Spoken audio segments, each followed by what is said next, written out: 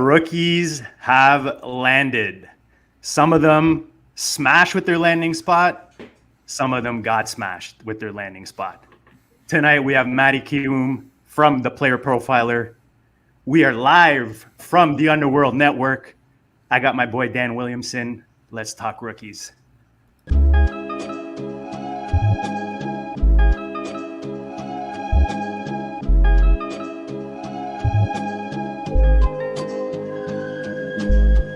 Go DiSTRiCT, you know the Pope listens. Dynasty, our religion, for the blokes missing. On all of these trades, on all of these plays, on all of these grades. By the end of the day, y'all getting played. So, what you gonna do next? Try to fill up that flex? Send the homie a text? That trash offer's the best? You try to make it complex, then they text you back. Now all of a sudden, they don't make any sense.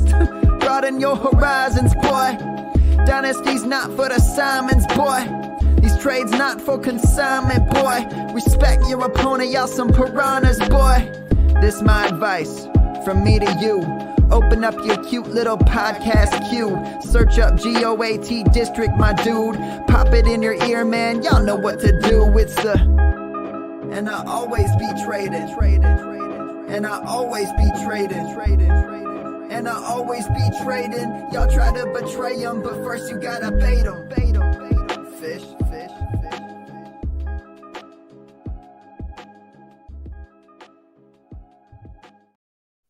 What is up, Fantasyland? Welcome back to the DiSTRiCT and welcome Player Profiler audience. We are pumped to be back on the network for a Wednesday night show, 9 p.m. every Wednesday. Make sure you guys tune in. We have a monster show tonight, guys. The rookies have landed.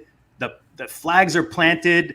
Rookie drafts are started. You're doing best balls. You've got the redraft tournaments. We're going to hit on all of it tonight. And we brought in, Dan, who knows better than Mr. Matty Kiwoom, the man who was in KC with our boy, the OG Fantasy. He was there with the Player Profiler crew. Matty Kiwoom, welcome back to the DiSTRiCT, brother. We're pumped to have you tonight. Guys, thank you for having me back, the DiSTRiCT. You guys are killing it over here. You've been killing it for a while, and I'm excited to talk about these rookies, baby. Absolutely. And we have basically one big question for you that we got to get out of the way right away. That's very important to this rookie draft. How was it in Kansas City at the draft, and how was sharing the house with Theo? Well, going to the draft was surreal. And on top of it all, I have been a consumer of the fantasy, content for years. So to be rubbing elbows with some of these people, some of these voices now I'm seeing in person was insane. And sharing the house with Theo now, if he was here, I was going to talk some smack. But since he's not here, I could be earnest. He reminds me a lot of one of my buddies that I've grown up with since high school. So he felt like I've known him for a long time, even though we just met. He's a cool dude. So it was really funny to hang out with him, and you guys know him. His spirit's always high. He's a fun dude. It was a great time. Yep, absolutely. I've had the pleasure of hanging out with you in Vegas, and it's always a great time. So. For sure. And I'll have the pleasure this year in September heading down to Vegas for the FFPC drafts. Oh, baby. Mm-hmm. How about you, Matty? We gonna get you down there, Vegas? I got say less, I guess, is what I should say, because that sounds fantastic. You just gotta get Matt Kelly to pay the bill, get the Player Profiler to pay the bill. Right. Down there, man. That's all you got to do. Last I heard, you've become one of his favorites over there. So hey, I'm just here to do my job, do my part. Hey, what Marshawn Lynch said. I'm here so I don't get fired. Well, that's why we got you on tonight. But before we get to the goodness, before we get to the rookies, and guys, we have a huge show tonight. You're gonna want to stick around till the end. We're gonna comb this draft. We got Cody Carpentier in the chat. 1912 guys. Come hang out. Come drop your questions. But Matty, what was your most memorable moment in the weekend? You went to the NFL draft. You went with the Player Profiler crew. What was the best moment for you? So the most memorable moment, the thing that I will never, ever forget, and as goofy and cheesy as it's going to sound, there were times I was sitting, we'd be in the kitchen, people would be yelling at each other about this and that landing spot, yelling at each other about what their favorite team's going to do. And sometimes I took myself out of the picture, took myself back a little bit. It was like, man, I'm getting my own personal podcast right now. Hearing Alex Dunlap from Roster Watch and Anna Naduri yell about should the Rams go Levis in round 2, and they were just going back and forth. It was like, man, I didn't even have to put in headphones for this. I'm part of it. This is nuts. So the thing I will always remember of the first year going to the draft levels, guys, was just how surreal it was to just be, talking football with some of the best in the biz. Yeah, absolutely. And that was a really good couple podcasts you guys had going on day 1 and day 2. So really enjoyed those. They got a little crazy for the most part the whole time. It was fun. Such a blast. Yep. An absolute blast. Absolutely. All right, guys, we're going to jump into it. We're going to get into the thick of it. But before we do, we got to get a quick word in. The boss, Mr. Kelly, last I heard, it's got to be within the first 10 minutes of the show. So we're going to rock that bad boy right now, and then we'll start the engines. Now, I know many of you are looking for a secret weapon for your Dynasty League, and I have it. It's called the Dynasty Dominator app. You go to the App Store, go to Google Play. It's right there. It's $5 to download, and then every year it's $5 to load the next incoming class of rookies. You can add Superflex, add tight end premium. It's incredible because it allows you to look up players. It allows you to vote on whether a player is a buy, hold, or sell, and then see the market sentiment on that player. And you can compare their lifetime value rating from Player Profiler to their Dynasty ADP at the FFPC, all in the price lookup tool. And beyond that, we have a trade analyzer, so you'll never lose another Dynasty trade again. And in our settings, you can set this is a win now team, this is a rebuilding team, and then we let you compare players. Look at their metrics side by side, prospect metrics, NFL metrics. It's all there. It's $5 in the App Store. There's some add-ons for Superflex and to buy the upcoming rookie class. Every year, you're going to spend $5 on this thing, and it's going to be well worth it. And guys, this time of year, I know Dan and I use that even for the Owners Lounge. We do high stakes Dynasty Cohen teams, and we talk about that, just managing them on our show on the channel and the Goat District channel. Go check it out. And we use that app, the calculator. There's some great tools on there. You can compare players. Just a nice tool, especially this time of year, right, Matty? When you got those rookie drafts, guys are trading picks. You're not sure of values. They've got the rookies in there, the picks. So make sure you guys go check that out. Guys, let's get into the rookie landings. I mean, I wish I had, like, how Joe Rogan wears that, like, astronaut suit? I wish I had one of those for tonight, Joe. I so wish I had one. I would have threw on the dreads, the whole deal. But, guys, let's start with the man at the top. The man at the top of the mountain, the lion, as you call him, Mr. Bijan Robinson. Matty, we'll start with you. How high in redraft right now are you taking the man, the running back? Where? First round, second round, how high in the first round are you taking Mr. Robinson? Right now, I think that I could get him at the 1-2 turn, which is where I'd probably be targeting him. But let's cut the facts here. By the draft season, late August, he will be a bona fide, no doubt first rounder. You're gonna have to take him in the first round, and his landing spot, his skill set, his draft capital, all of this put together. If you wanted to take him as the first running back off the board, I'm not going to fault you for it. Matter of fact, push come to shove, when my drafts really start taking off in redraft, if I want to go running back in round 1, it might just end with Bijan Robinson. Dan, I'm looking at a Superflex best ball right now in the FFPC, the tournament they have running, and I see Bijan going 5th off the board, Mr. Smokin' Joe's, who's in pretty much every draft that I'm in. I don't know about you. I know, like, Underdog, I just took him, I think, at the 1-7 or something. Where are you, Dan? With you and I have talked about this in the DMs. Where are you on Mr. Robinson right now in redraft? Yeah, I'm right there with Matty. I think he's going at the end of the first round right now. You might be able to slide him around to pick 1 or 2 of the second round, but probably not much past that. You're really taking a chance if you do. And yeah, I think you can make an argument. I think all of the first round running backs have some things to worry about. And, so Bijan kind of fits right in there with him, even though we don't really know a lot about him. We do know that he's going to be used a lot in this Atlanta offense. We've seen how Derrick Henry got used, and, this guy's got pass catching chops on top of that. So, what's not to like there? You can say that's aggressive, but if you want to have some sprinkled in, you're going to need to get him there. Yeah, you got to be aggressive with Bijan. And once we start seeing a practice, see how he's getting, once that very first report that he's obviously getting first team reps, all of that stuff is just going to be, it's going to take off. I can't wait for the squats, guys. A couple squats on the old Instagram, and that's it. You know, he shoots up to that 1 to 3 range. The fantasy community loves some quads. Let's call it what it is. The fantasy community loves themselves some quads. They love it. I'm just hoping for that one report out of Atlanta that he's running behind Cordarrelle Patterson or something in late July. Just to drop his ADP for a couple weeks.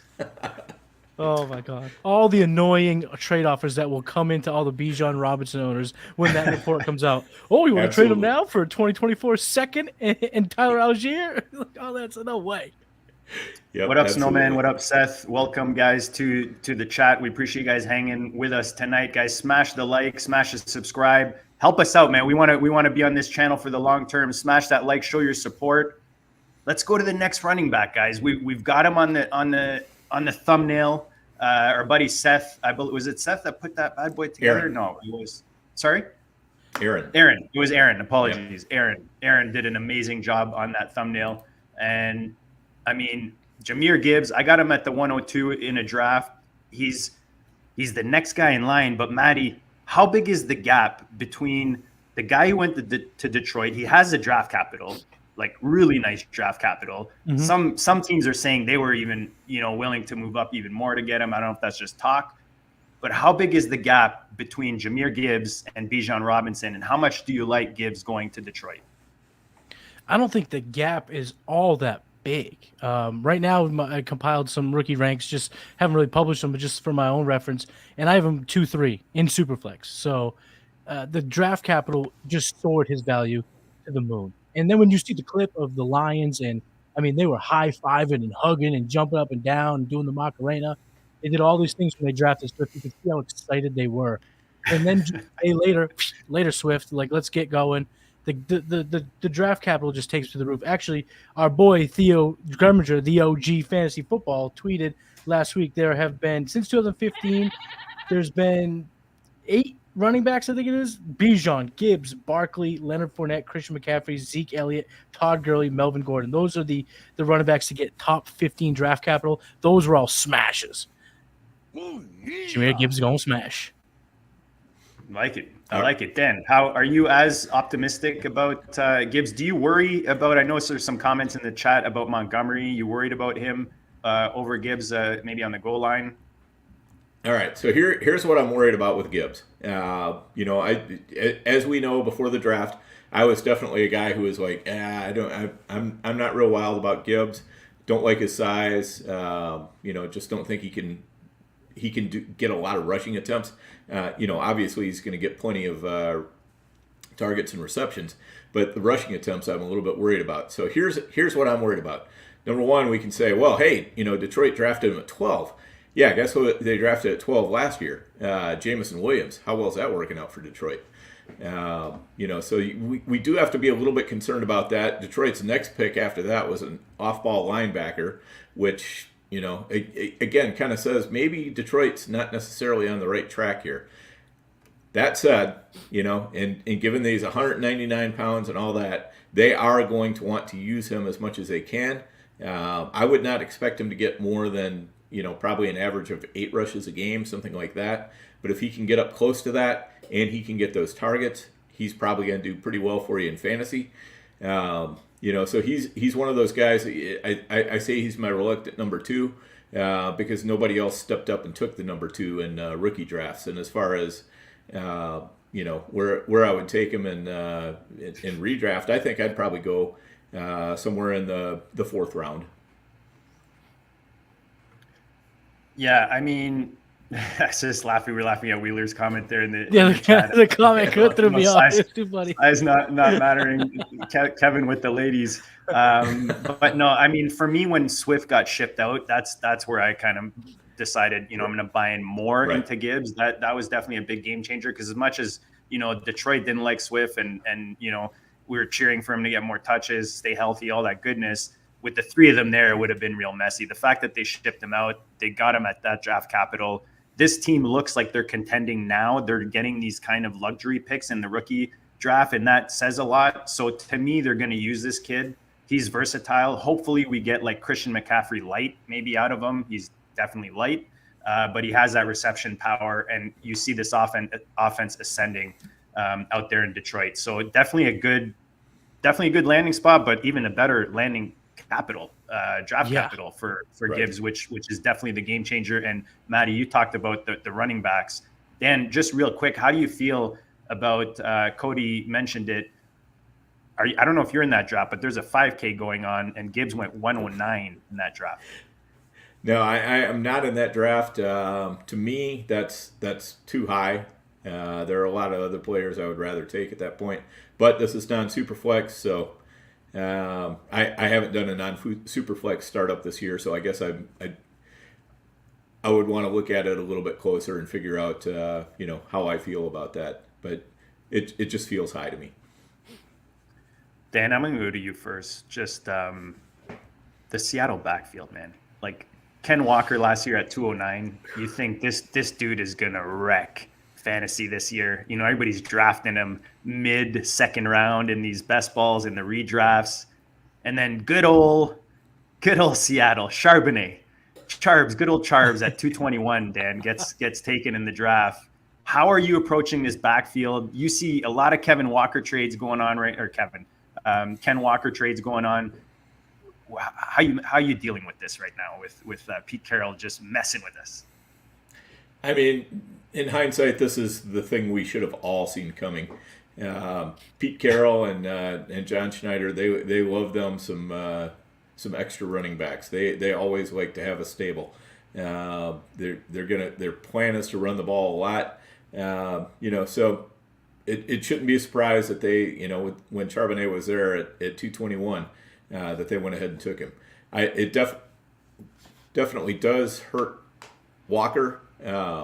Did I just black out there?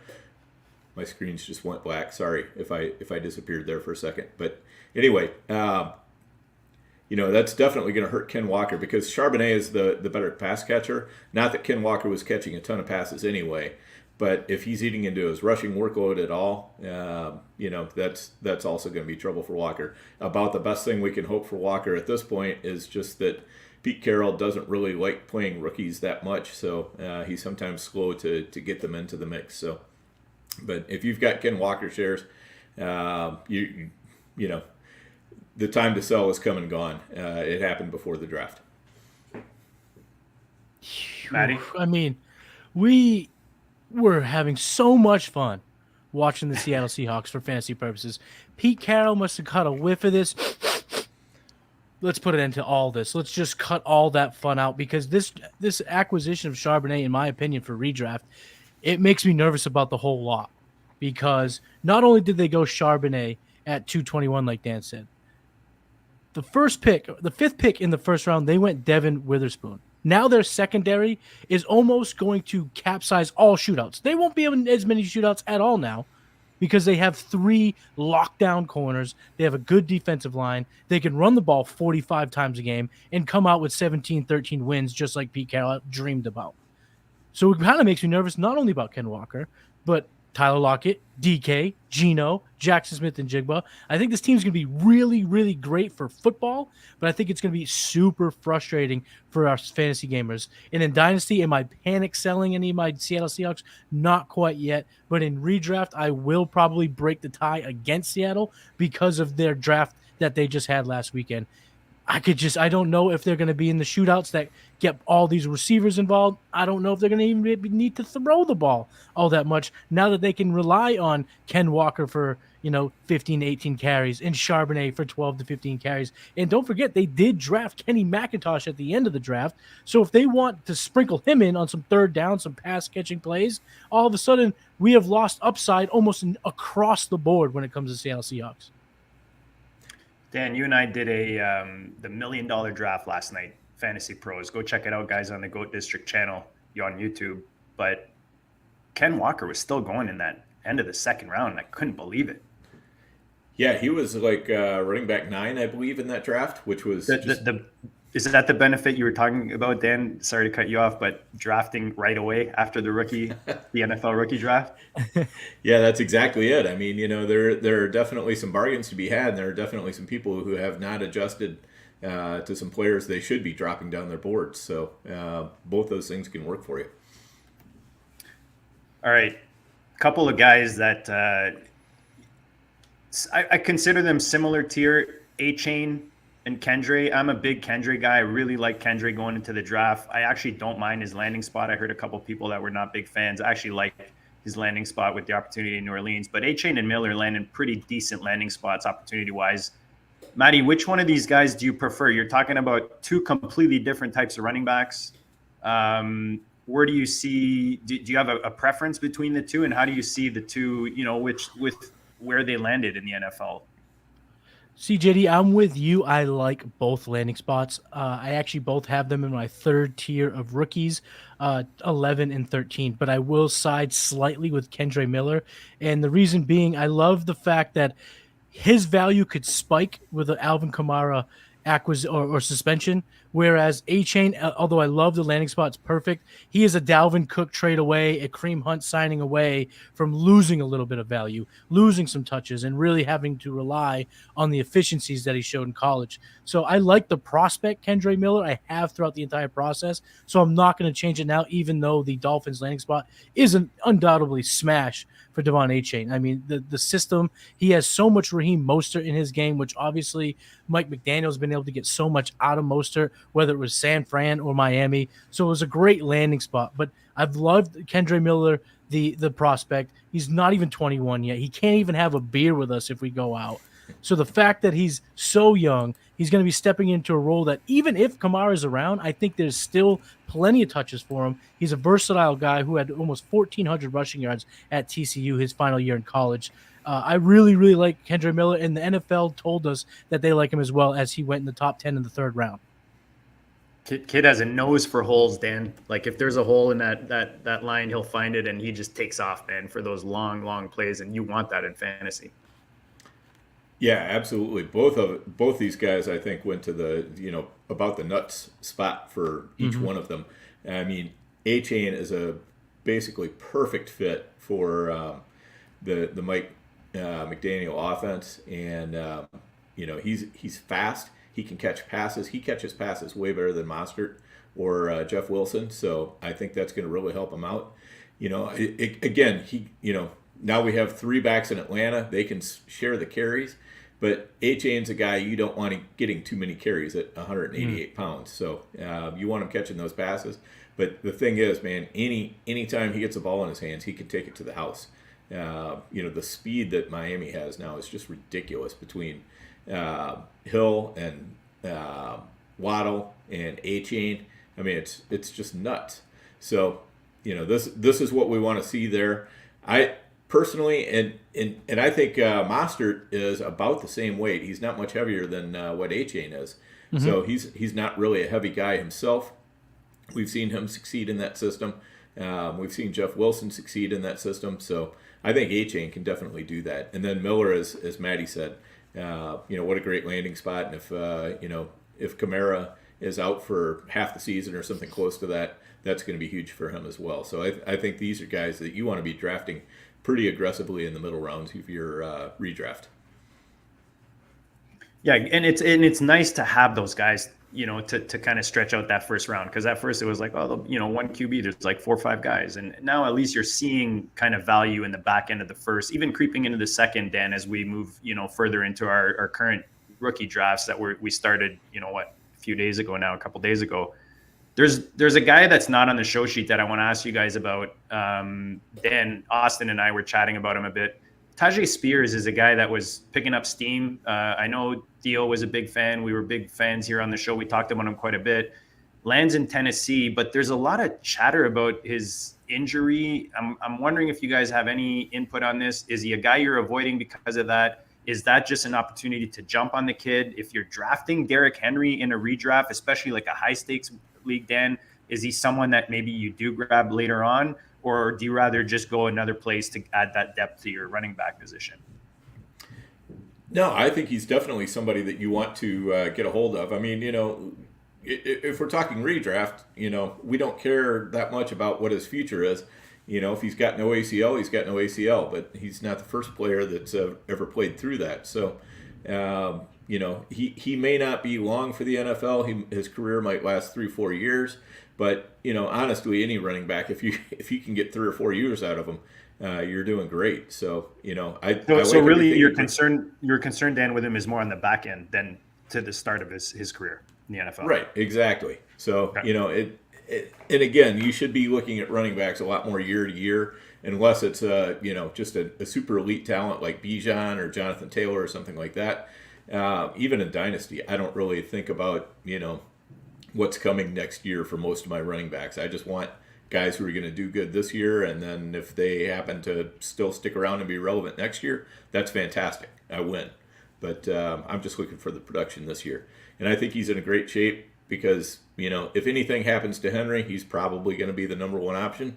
And he's also probably going to be the number one pass catcher, even with Henry in there, as far as running backs go.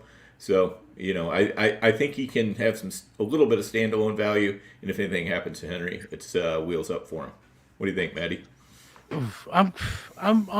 As of right now, I am fading Spears in almost all situations, whether it be dynasty or redraft. There is one caveat to that, though. If I do draft Henry, I will target him late. And luckily, because of the knee injury news, I think he will slip to a point where you don't have to reach to bring him aboard. So in that scenario, I'm all about kind of just getting the handcuff to King Henry. But in general, just given where these two guys go, I'm leaning Tank Bigsby over Tajay Spears. Relatively similar draft capital, and you're looking for the same type of possible injury to the RB1 for him to really get a whole lot of value. I don't like what I saw out of, or what I've heard about his knee. Of course, in a 1-year sample, that it's not as scary, but the fact that he didn't run the 40, he didn't do a lot of the testing. He did run the drills, though, at the combine. And you did hear rumors about some of the running backs not being healthy or even as close to as healthy as they were leading on to believe. And some speculation surrounded Spears, and then we get the confirmation that it is him. I'm fading him in dynasty rookie drafts. There are a lot of guys in his range of that I will use my picks to grab. I got him at overall 25 right now in my Superflex rank. So I'm really kind of fading him, but like I said, if you are in redraft and you grab King Henry in the second, third round, wherever he goes, and you want to get his handcuff, it does make sense because he is going to have some depressed value. So you're not having to get crazy with it and reach on him. Cody, just so you know, brother, I took Roshan for you at 111 today in my 1 QB. I was thinking about you the whole time, brother. I missed on Kendre, so I had to go Roshan. That's just how we roll. So let's go to the receiver position. Dan, you somehow nail your Twitter profile, guys. Go check him out at Overhyped Sleeper, no E on the end. Nails it, like smashes, just like some of these rookies with their landing spot. I mean, you couldn't have a more beautiful picture. I tried to look for that thing on the old Google machine. I couldn't even find it. You must have some Minnesota regional sites you're on there. But why don't you talk about Addison? Just you're in Minnesota. For those who don't know, you're obviously a big Vikings fan. JJ was, the guy on brand. We loved him. How do you feel about Addison going there? And is he more than just like a, wide receiver too, like people are kind of calling him? Yeah, so I think Addison's in a great place in Minnesota. He's got Justin Jefferson running interference for him. He's got Hawkinson, who can, handling the tight end spot. KJ Osborne really isn't any sort of a threat to his touches. So we're going to see a lot of Jordan Addison, and I think they're going to play Addison and Jefferson off of each other a lot. If the defense is focusing on Addison, they're going to go nuts with Jefferson. If they're focusing on Jefferson, they're going to take Addison and go nuts with him. And so that's a really nice spot to be in. I think he's probably going to be one of the best performing rookie wide receivers this year. I feel more confident drafting him, like for this year than I do for even Jackson Smith and Jigba. So I would take Addison as the number one receiver in this class. What do you think, Matty? I'm with you. I have him as the number one wide receiver in redraft, and I'm talking myself and have him as the number one wide receiver in even dynasty. Similar draft capital, similar age. The two difference between Jackson and Addison. Jackson Smith and Jigba goes to a team where they have 2 receivers this year. So we're going to have to wait a year or wait until Tyler Lockett's out of the picture. And like I said about Charbonnet, when we were talking about the Seattle offense as a whole, if they're not in shootouts, if they're not throwing the ball a ton, I don't know where, obviously Jackson has a ton of skill sets, but volume is where he was going to ascend to really upper echelon of scoring, where I think Addison can kind of just stick to his role. Thielen's out of town. He vacated 107 targets from last year, and theoretically, all of those could go to Addison. He's super dynamic, and Cody and I were actually talking about this. If from now until opening day, Jordan Addison learns just 2 tips from Justin Jefferson, how much better of a player can he become with Justin Jefferson there? And then you have Kirk Cousins throws the ball a ton. That team is indoors in a shootout division. I mean, the Lions are a shootout team. The Vikings are a shootout team. The Bears are trending to be a shootout type team. Even the Packers, if Jordan Love is at all competent and can control this offense, you're talking about 4 teams in this division that can shoot them up. So give me Addison this year, and I'm talking myself into Addison in Dynasty over everybody in this class in terms of the wide receiver position.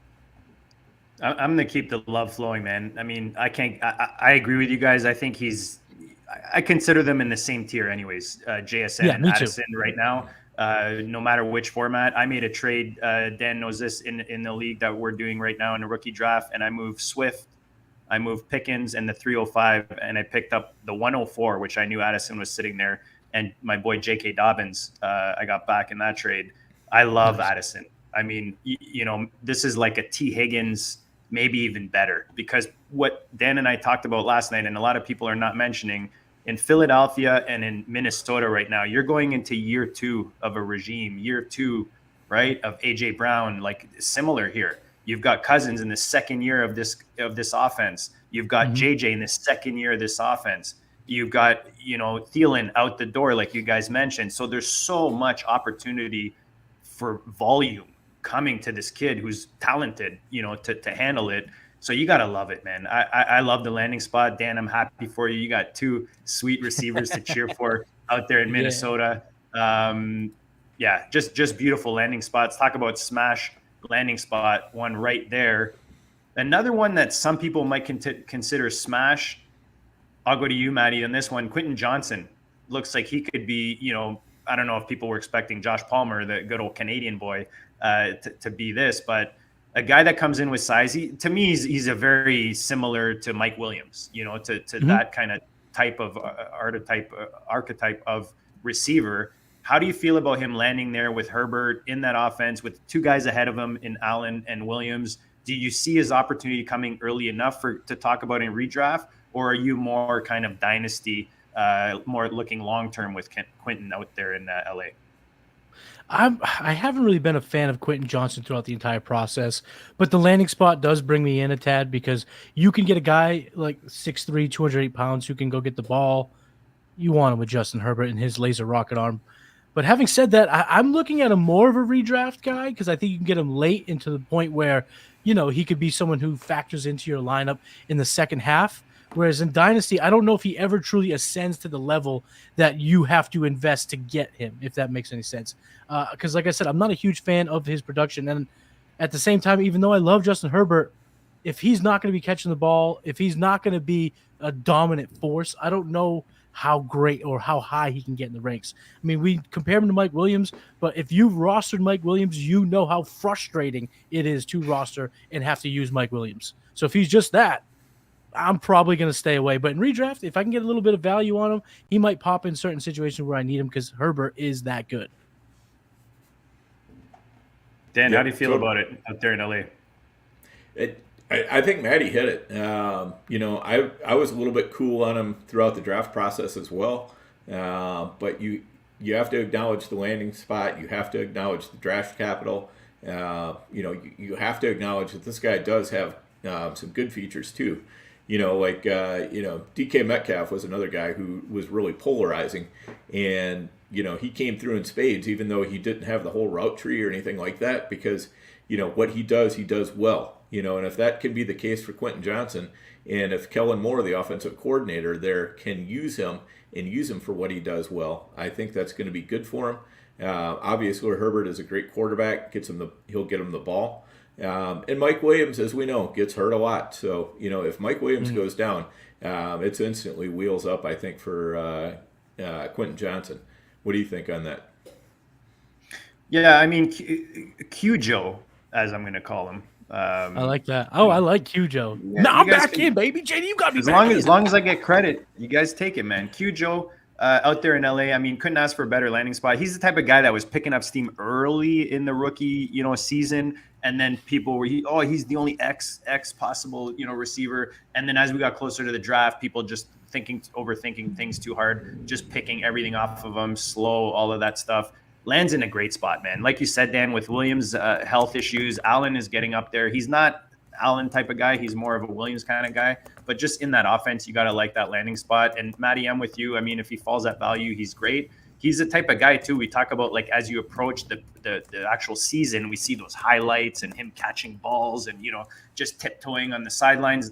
If you end up with Q Joe and you're not happy with it, grab him if you're in those rookie drafts, speaking dynasty, and just sell him close to the season. You know what I mean? And get yourself a more proven piece if that's a move you want to make.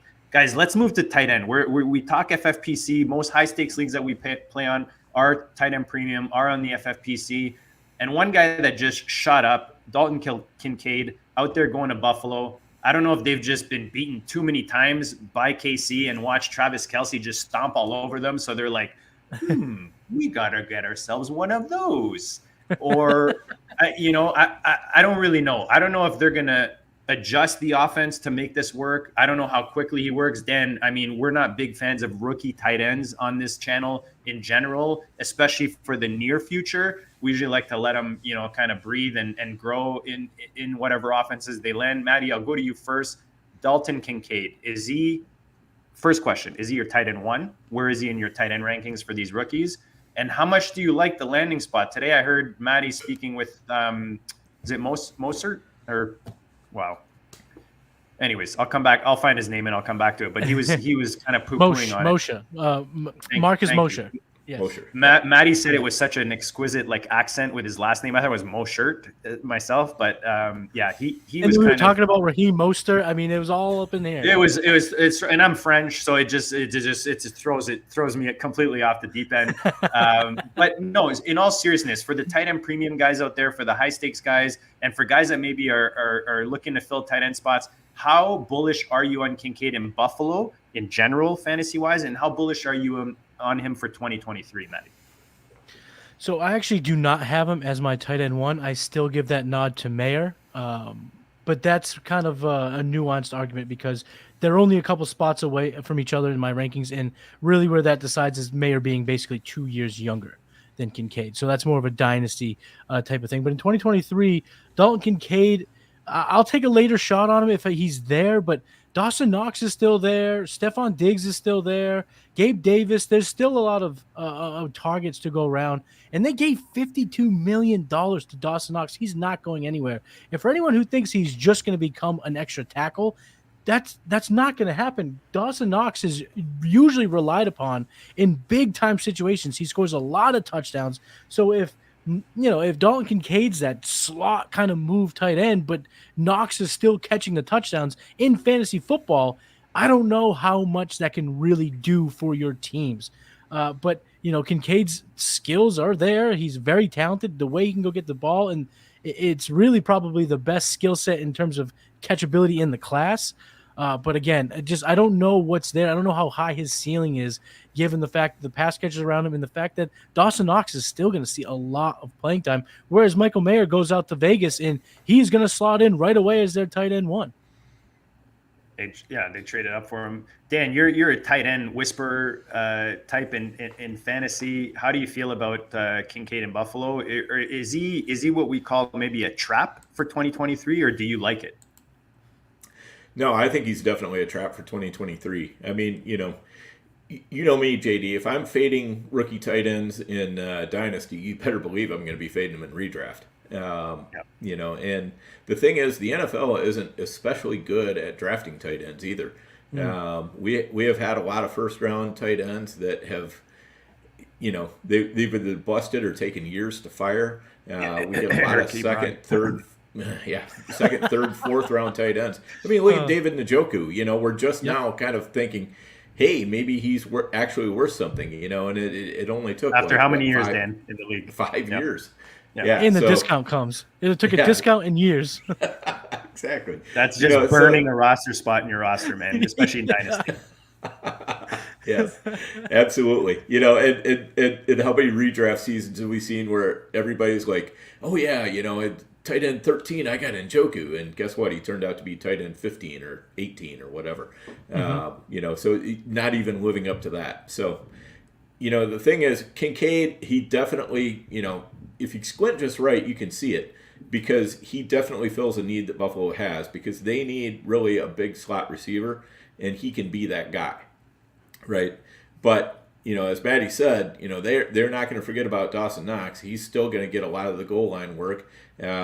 Diggs is still going to demand a majority of the targets. If Gabriel Davis is actually, if his wheels are healthy this year, he could, he's not going to probably do much worse than what he did last year, and he could do better. So there's a lot of people fighting for that pie, and so I think that's going to make it a little bit difficult to rely on Kincaid. But like I say, he does fill a role for Buffalo. I think he's better for him as an NFL team than what he's going to be for your fantasy team.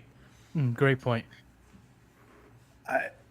Guys, how a little secret, how I win in fantasy is I collect the funds that I don't spend on rookie tight ends through the years, and then I just take that lump sum and I plant it on a Kelsey, on a Kittle, on a Mark Andrews when I know they're proven and they're going to take me to the promised land.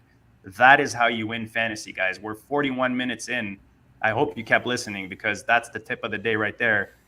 Don't draft these rookie tight ends, guys. Let other people take them. Let them burn those roster spots, especially if you're on the FFPC with those shallower rosters.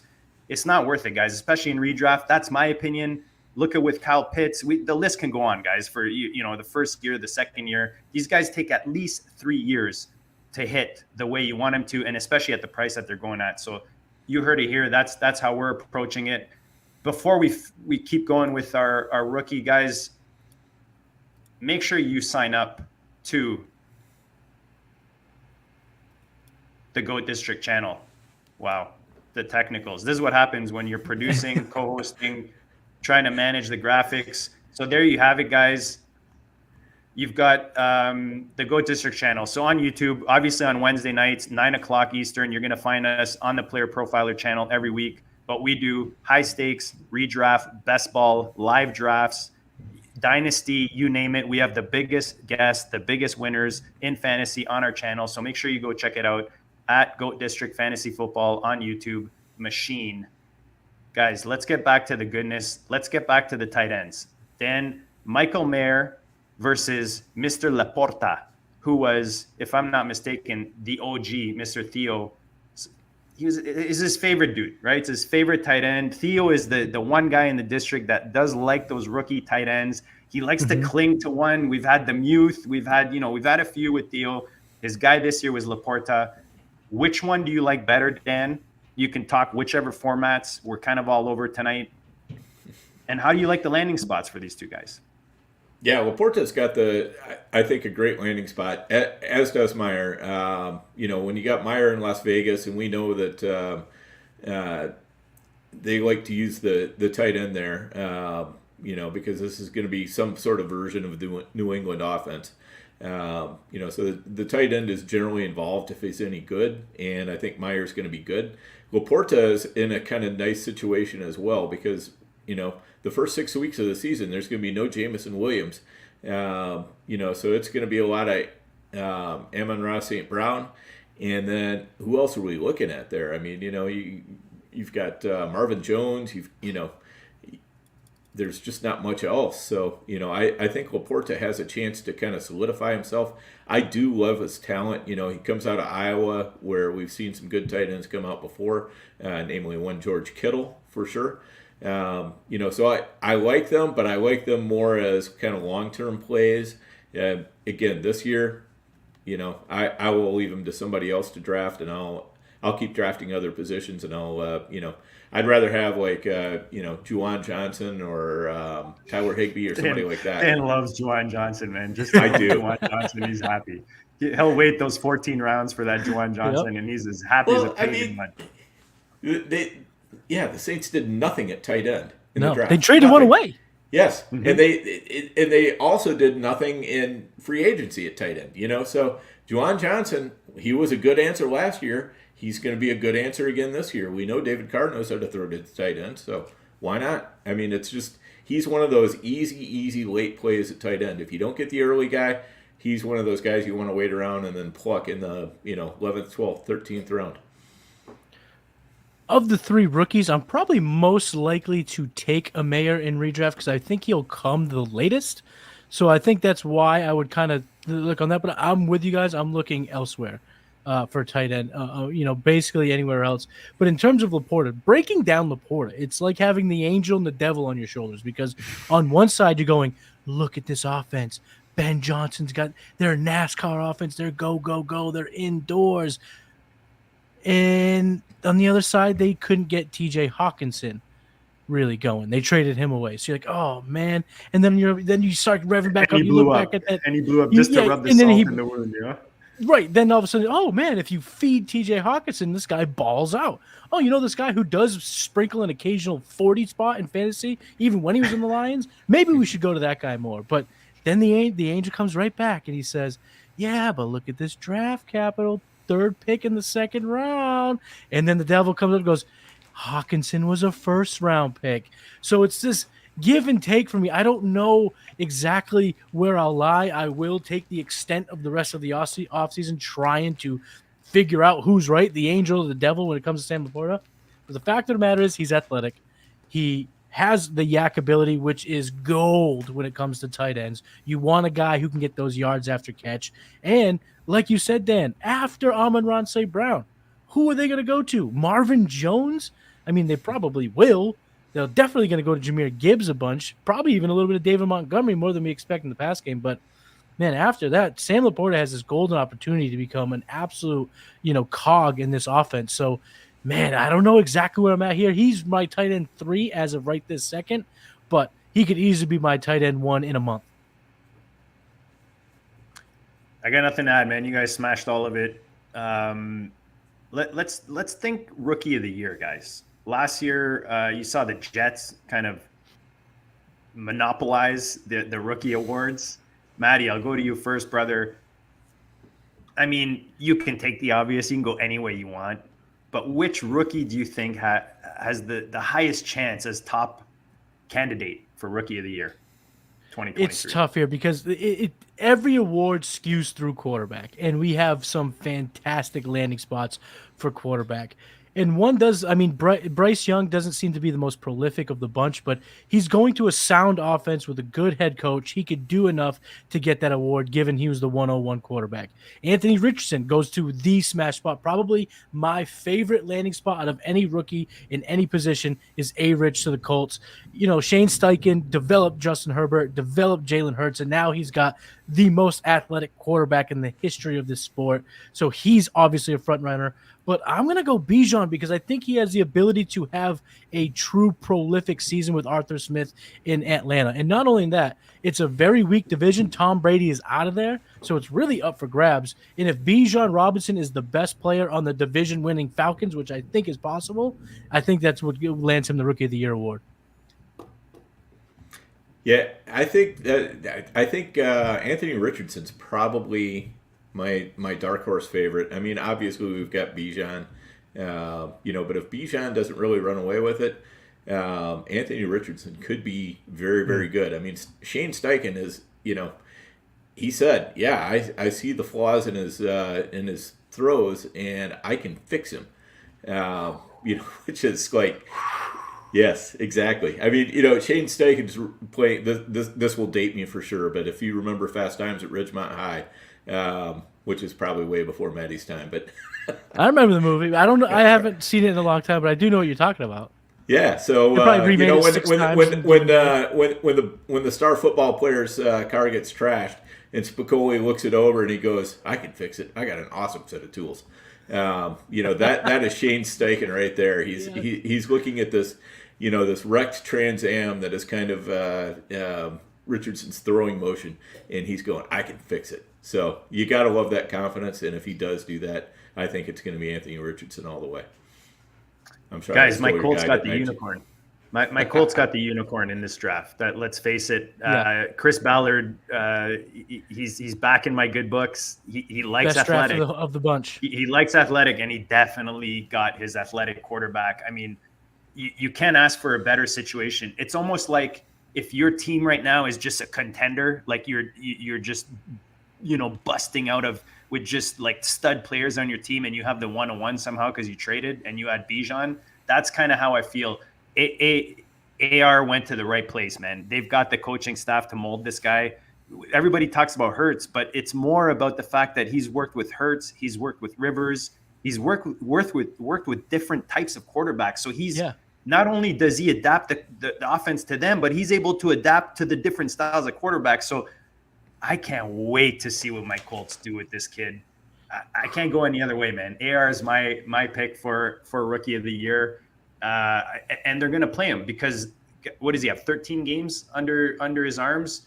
Dan, I probably screwed up that saying, but you guys know what I mean. Under his wings. Sorry, it's under his wings. Yes. But that's the reason why I think, like, if you're thinking more redraft or even dynasty, and it's a super flex league, how to manage it. They're going to play him, man. There's no way they don't play him. Dan, I hate to say it, your boy Minshew, somebody talked about it. He didn't look great last year at all when he got on the field. So I think AR, they love this kid. What's his name? The new coach for the Indy, Dan? Steichen. Thank you. He walked into Ballard's office. Ballard talks about this after seeing AR and watching clips, and he's just like, wow. This guy does stuff that no one else can do. We got to get this kid. And, they got him. I was telling Dan last night, I just never thought they would do it. So the fact that they got him is awesome. And tonight, Matty has been super awesome. I know I got a ton out of this. Like we said, we're in rookie drafts. We're doing redraft contests right now, big tournament contests like the Fantasy Pros on FFPC. And just getting all this invaluable input on these rookies after they've landed is huge. Matty, we appreciate all the work you're doing up there in Player Profiler, all the goodness that you've given us. Remind the people of the goodness when it comes out, where to find it, and anything else you want to share before we close this bad boy out. So make sure you follow me on the Twitter, on the Bird app, at Matty Kiwoom. My articles, all my content goes through Player Profile, but we're doing a lot of stuff over at Player Profile. We have the rookie guide out. Cody and a bunch of us put in a ton of work, so make sure you check that out. We have our draft kit that's going to be hitting soon, the world famous draft kit. It's going to be a game changer. It's going to be so good. But make sure you go over to you're here now. You're at the Player Profiler Network. Check out all the good shows. The GOAT District's been killing it here. We got a bunch of shows, so much content. Player Profiler is just the best in the biz. Yeah, you guys are rocking it. You rocked it tonight, Matty. Dan, I mean, just remind the peeps, man, to subscribe to the DiSTRiCT, to find us on their favorite podcast platform, whether that's Spotify, Apple. Dan, just tell them, man. Yeah, absolutely. You're definitely going to want to be subscribed to the GOAT DiSTRiCT YouTube channel this summer. Even starting right now, basically. We did a draft last night. We're going to be doing a draft on Friday night. JD and I will jump into some underdogs from time to time. We do a lot of different types of FFPC drafts. So we're doing, we're doing redraft. We're doing best ball tournaments, the whole bit. So you're going to see all that on there. And in addition, you're also going to get guys like, we bring in guys like Nelson Sousa, who's won, the big FFC prize. We've had Abib Agabatoga, who's won $750,000. Austin, $500,000. I mean, we got the big winners on here, and they will definitely tell you what's going on. They tell you their secrets. They're not holding back. They're not sitting there going, well, I don't want to talk about this or I don't want to talk about that. I mean, we never hear that, JD. Nobody ever says, no, I don't want to talk about that. They're always on the show, and they're telling us exactly how they're approaching the season, what they're doing, and you should come along for the ride and enjoy it and win some money. Yeah, well, I mean, we're lucky enough to play with these guys in a lot of leagues. We chat with these guys in the DMs. We're friends with a lot of them, and that opens them up maybe in a way that they're not open, in other platforms out there. So, guys, it's not called the GOAT DiSTRiCT for no reason. We bring in the best That's why they got us here on the Player Profiler Network. Make sure you tune in. Like we said, podcast, YouTube, Spotify, Apple. Guys, tonight has been awesome. We appreciate all of you. Smash the like, and we'll check you all later.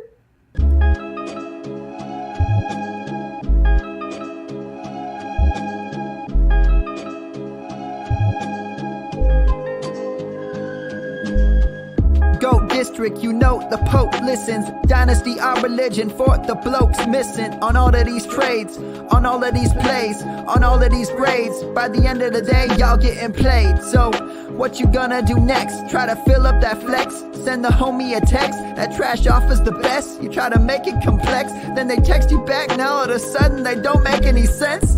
Broaden your horizons, boy. Dynasty's not for the Simons, boy.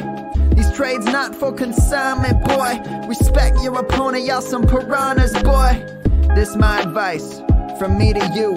Open up your cute little podcast queue. Search up GOAT DiSTRiCT, my dude. Pop it in your ear, man, y'all know what to do. It's the... And I always be traded. And I always be traded. And I always be trading. Y'all try to betray them, but first you gotta bait them. Fish.